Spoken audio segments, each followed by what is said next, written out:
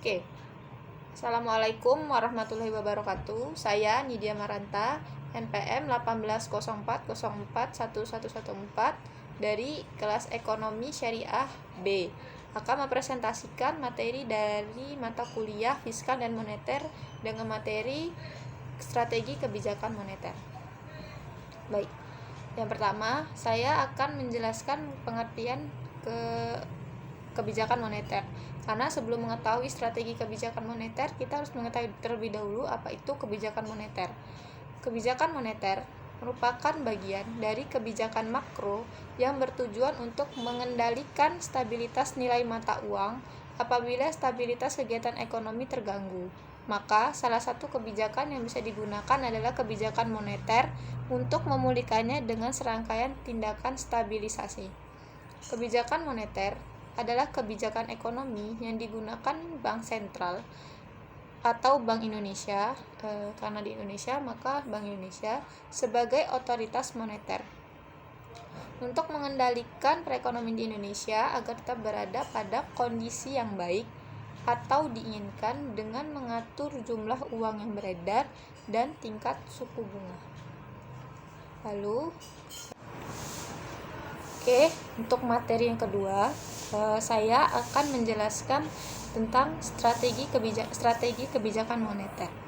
Bank Sentral memiliki pilihan-pilihannya sendiri untuk pilihan-pilihan terhadap strategi kebijakan moneter yang akan diambil, dan hal tersebut bertujuan untuk mencapai tujuan moneternya. Masing-masing strategi yang ada itu memiliki karakteristik dan indikator yang berbeda-beda antara satu strategi dengan strategi yang lain. Berikut saya akan menjelaskan kebijakan moneter yang dapat digunakan Bank Sentral. Yang pertama itu ada penargetan nilai tukar atau exchange rate targeting. Melalui strategi ini, Bank Sentral dapat fokus pada upaya penargetan nilai tukar sebagai sasaran untuk mencapai tujuan kebijakan moneter yang telah direncanakan sebelumnya. Lalu, penargetan ini biasanya diterapkan pada negara-negara yang memiliki tingkat perekonomian yang relatif rendah atau relatif kecil seperti Singapura dan Belanda. Lalu, dalam mengimplementasikan atau penerapannya, strategi ini memiliki 3 alternatif yang biasa diterapkan atau yang biasa digunakan.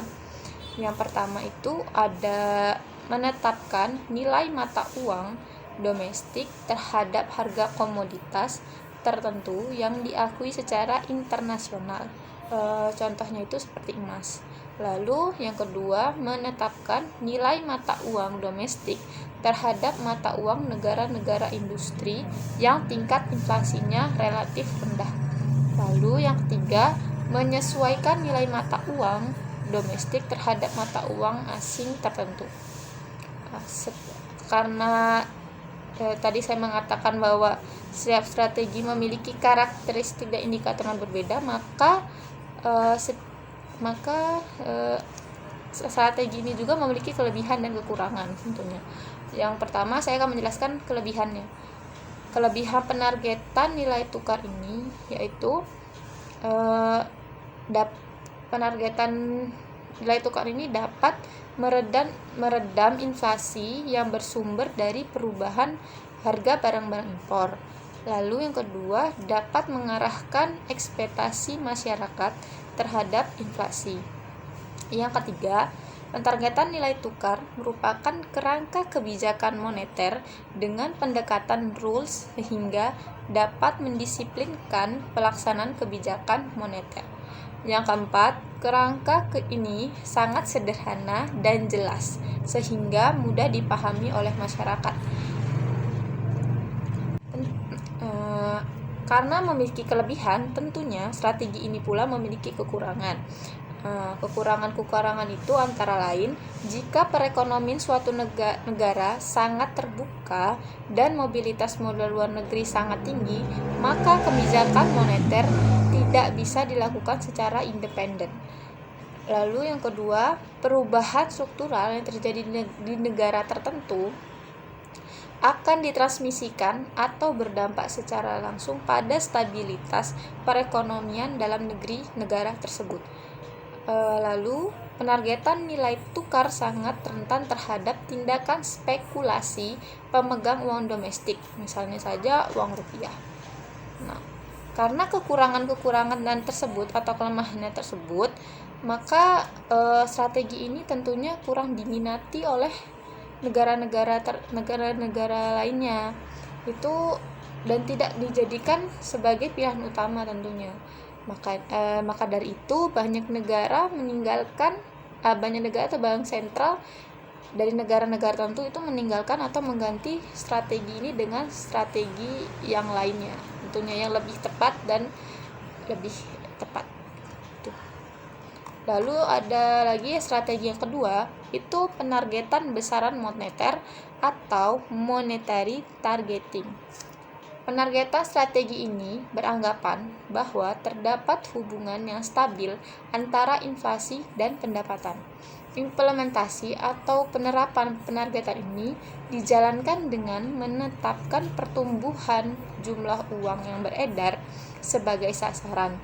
Kelebihan utama dari penargetan ini ialah memungkinkan penerapan kebijakan moneter yang independen sehingga bank sentral fokus pada usaha pencapaian tujuan akhir kebijakan moneter yang telah ditetapkan sebelumnya.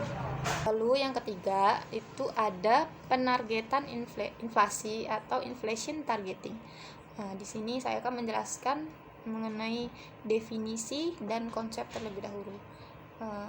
Penargetan inflasi adalah kerangka kerja yang sederhana karena strategi ini melalui kerangka bank sentral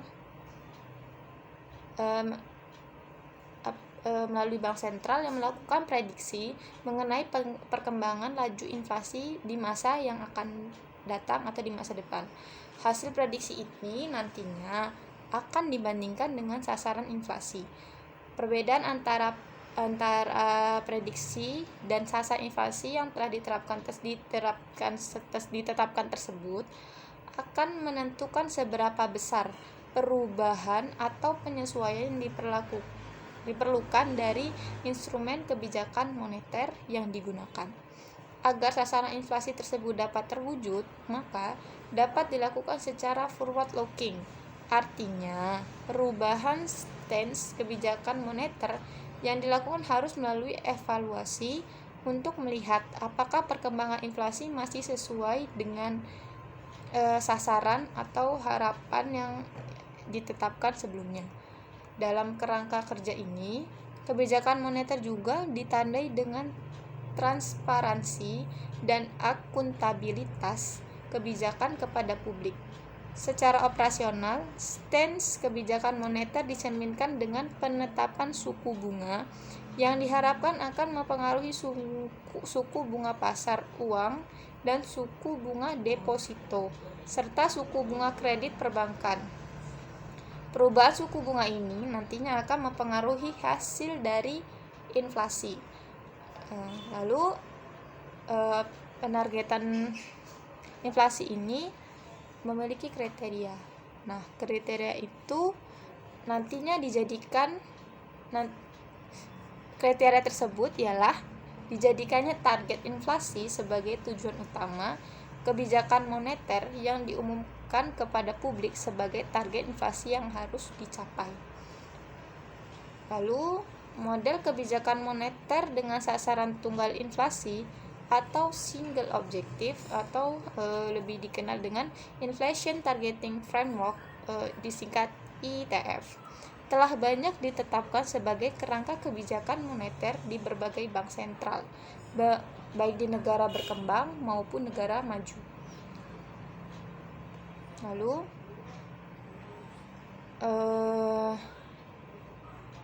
ketidakpuasan terhadap strategi kebijakan moneter yang sebelumnya itu dan ditemukannya bukti-bukti baru tentang peranan uang dalam perekonomian merupakan titik awal berkembangnya strategi atau model ITF. Tapi dikarenakan model ITF ini masih terlalu baru, maka penerapan model ini banyak menemui hambatan dan bank sentral yang menerapkan model ini masih banyak pada taraf learning by doing. Dengan model ITF ini, tujuan utama kebijakan moneter jangka menengah sampai panjang adalah kestabilan harga. Tujuan tersebut didasarkan atas beberapa pertimbangan. Pertimbangan ini sekaligus merupakan alasan penerapan inflation targeting atau rationale for inflation targeting. Antara lain, yang pertama, dalam jangka panjang, inflasi merupakan satu-satunya variabel makroekonomi yang dapat dipengaruhi oleh kebijakan moneter. Adanya konsensus bahwa inflasi yang moderat pun merugikan terhadap efisiensi dan pertumbuhan ekonomi. Penetapan kestabilan harga sebagai tujuan jangka panjang dari kebijakan moneter memberikan elemen konseptual yang mendasar bagi perumusan kebijakan. Selanjutnya, saya akan membahas persyaratan model ITF. Kemampuan model ITF mampu menjanjikan perkembangan inflasi agar lebih efektif dalam penerapannya. Maka ITF membutuhkan beberapa persyaratan sebagai berikut. Yang pertama, itu ada mandat dalam undang-undang bagi bank sentral untuk tujuan akhir kebijakan moneter atau stabilitas harga. Yang kedua, pengumuman target inflasi yang akan dicapai oleh bank sentral. Lalu yang ketiga, independensi bank sentral dalam melaksanakan kebijakan moneternya atau instrumen independence. Yang keempat, tidak ada dominasi fiskal, yaitu adanya larangan atau batasan yang ketat atas pembiayaan defisit anggaran oleh bank sentral dan pemerintah. Implementasi kebijakan moneter dengan model ITF ini di suatu negara dapat dimulai melalui bank sentral. Nah, agar model ITF ini dapat berjalan dengan baik, maka minimal terdapat 4 syarat yang perlu diperhatikan dalam penerapan dari model ITF ini. Syarat-syarat itu yang pertama, bank sentral atau pemerintah sendiri menetapkan secara eksplisit besaran target inflasi untuk beberapa masa ke depan atau beberapa periode ke depan. Lalu yang kedua, ketersediaan informasi yang jelas tentang variabel-variabel moneter dan non-moneter yang digunakan untuk merumuskan kebijakan moneter. Yang ketiga, bank sentral memiliki model yang handal untuk memperkirakan inflasi yang disertai penjelasan mengenai variabel dan indikator yang digunakan. Lalu keempat, menggunakan prosedur operasional yang berorientasi ke depan, di mana penetapan instrumen kebijakan mengacu pada tekanan inflasi yang terjadi dan estimasi inflasi yang digunakan sebagai target. Lalu yang ketiga itu penetapan target inflasi. Saya akan membahas penetapan target inflasi. Alamsyah dan Masyuri menyatakan bahwa dalam menargetkan target inflasi itu terdapat 3 hal atau masalah yang perlu dipertimbangkan. Yang pertama ini target inflasi. Secara teoritis itu banyak pihak yang berpendapat bahwa jika inflasi itu sebagai cerminan dari adanya stabilitas harga, laju inflasi maka laju inflasi yang ideal secara konseptual adalah 0. Namun secara praktik hal ini sulit dicapai dan bahkan dapat menjadi kontraproduktif. Yang kedua itu ada jangka waktu. Oleh karena panjangnya waktu yang dibutuhkan oleh kebijakan moneter untuk mewujudkan sasaran akhirnya atau pencapaian itu, maka jangka waktu yang harus dicapai itu harus cukup. Yang ketiga itu fleksibilitas. ITF ditunjukkan untuk menjaga stabilitas harga ternyata tidak ditetapkan secara kaku oleh semua negara. Maka MC Dunuk menyatakan bahwa ada 3 alasan mengapa pelaksanaan model inflation targeting perlu fleksibel, yaitu yang pertama, stabilitas harga. Dalam konteks makroekonomi sejatinya merupakan sarana atau proses. Kedua, inflation targeting merupakan strategi kebijakan moneter yang berwawasan jauh ke depan. Dan yang ketiga itu ada fleksibilitas erat kaitannya dengan kredibilitas. Strategi yang telah saya jelaskan sebelumnya itu, selain tiga strategi tersebut, masih terdapat beberapa strategi kebijakan moneter lainnya yang dapat dipilih atau digunakan oleh bank sentral ataupun maupun pemerintah. Yang pertama itu strategi kebijakan moneter longgar atau easy monetary policy. Lalu yang kedua itu ada strategi kebijakan moneter ketat atau tight monetary policy. Kebijakan moneter longgar akan ditempuh untuk menggiatkan kembali perekonomian yang sedang lesu dengan cara mempermudah dan menambah jumlah uang yang beredar. Agar permintaan konsumsi naik, maka produksi akan naik pula.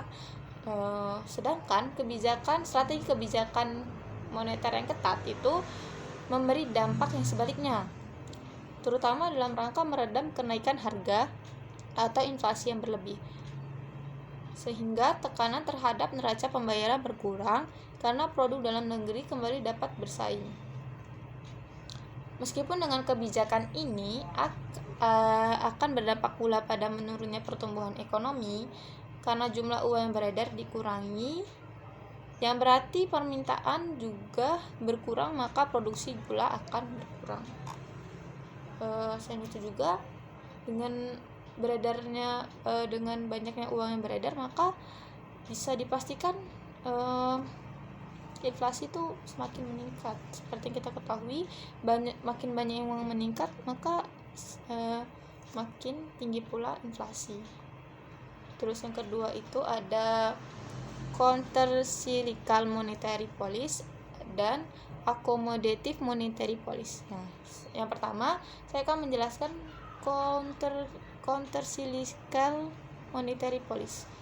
Untuk memperlunak atau naik turunnya perekonomian, pemerintah perlu secara aktif melakukan intervensi di pasar uang, yakni dengan melakukan ekspansi moneter di saat perekonomian menghadapi masa resesi dan melakukan kontraksi moneter saat perekonomian mengalami laju yang terlalu cepat.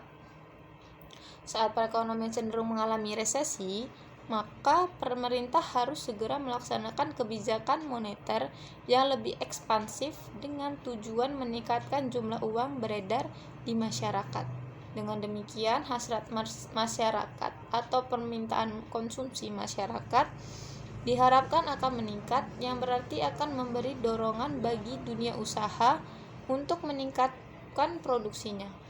Pada gilirannya, kondisi ini akan mendorong tumbuhnya ekonomi di Indonesia tentunya.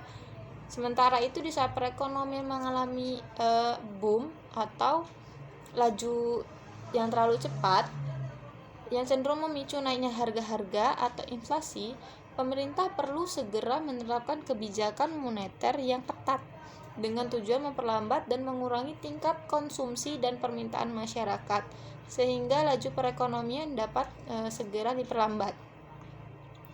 Lalu selanjutnya itu accommodative monetary policy, bahwa sebaiknya pemerintah menghindari intervensi untuk memperlunak konjungtur perekonomian yang terjadi dan membiarkannya terjadi secara alami. Pendapat ini didasarkan pada pemikiran yang pertama, ekspektasi masyarakat dapat mengalahkan dampak dari variabel-variabel moneter lainnya. Dengan kata lain, masyarakat telah menantisipasi setiap kebijakan yang akan ditetapkan oleh masyarakat. Yang kedua, kebijakan pemerintah tidak dapat memberi dampak secara langsung dan segera. Sebagai contohnya, kebijakan moneter longgar yang ekspansif yang diterapkan saat ekonomi resesi tidak akan segera terlihat dampaknya saat itu juga. Namun butuh waktu membutuhkan waktu beberapa saat dan itu justru dapat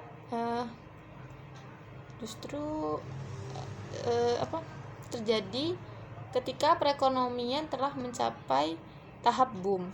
Begitu pula kebijakan moneter ketat atau kontraksi yang diterapkan untuk mengatasi kondisi boom baru akan terasa dampaknya justru saat ekonomi sedang resesi. Akibatnya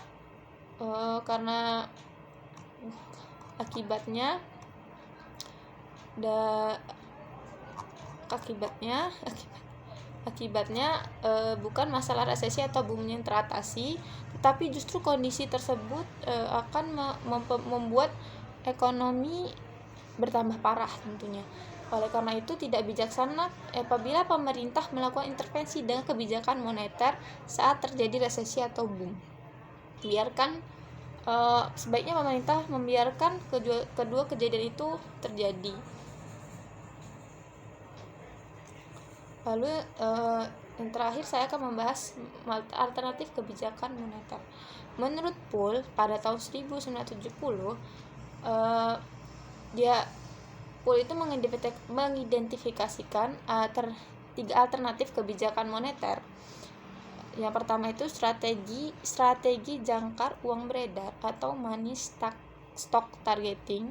Yang kedua, strategi jangkar suku bunga atau interest rate targeting, dan strategi kombinasi sistematis antara sasaran volume uang beredar dan tingkat suku bunga.